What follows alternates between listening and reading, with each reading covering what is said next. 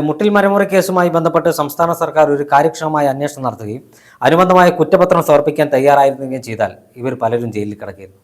അതിന് സംസ്ഥാന സർക്കാർ തയ്യാറായിട്ടില്ല. അതിൻ്റെ പ്രത്യുപകാരമായിട്ടാണ് കൈരളിയേക്കാൾ CPM-നെയും സംസ്ഥാന സർക്കാരിനെയും വെളുപ്പിക്കാൻ ഇവർ മുന്നിൽ നിൽക്കുക, റിപ്പോർട്ടർ ചാനൽ മുന്നിൽ നിൽക്കുന്നത്. അതുമാത്രമല്ല, മാധ്യമപ്രവർത്തനത്തിൻ്റെ ഒരു ധാർമ്മികതയും അല്ലെങ്കിൽ മാധ്യമപ്രവർത്തനത്തിൻ്റെ ഒരു മൂല്യവും എല്ലാം ഇവർ നഷ്ടപ്പെടുത്തി കഴിഞ്ഞു.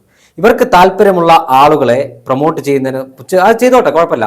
പക്ഷെ ഇവർക്ക് താല്പര്യമില്ലാത്ത ആളുകളെ തീവ്രവാദികളാക്കി മുദ്രകുത്തിയും ഇവർക്ക് താല്പര്യമില്ലാത്ത ആളുകൾക്കെതിരെ കള്ളവാർത്ത നൽകിയും കേരളത്തിൻ്റെ ഒരു മാധ്യമപ്രവർത്തന പാരമ്പര്യത്തിൽ തന്നെയാണ് ഈ ചാനൽ മുതലാളിയുടെ നേതൃത്വത്തിൽ ഇത് നശിപ്പിച്ചുകൊണ്ടിരിക്കുന്നത്. ഏറ്റവും സങ്കടകരമായ ഒരു കാര്യം, കേരളത്തിലെ അറിയപ്പെടുന്ന മാധ്യമപ്രവർത്തകരായ ചില ആളുകൾ ആ സ്ഥാപനത്തിൽ വർക്ക് ചെയ്യുന്നുണ്ട്, ആ സ്ഥാപനത്തിൽ ജോലി ചെയ്യുന്നുണ്ടെന്നാണ്.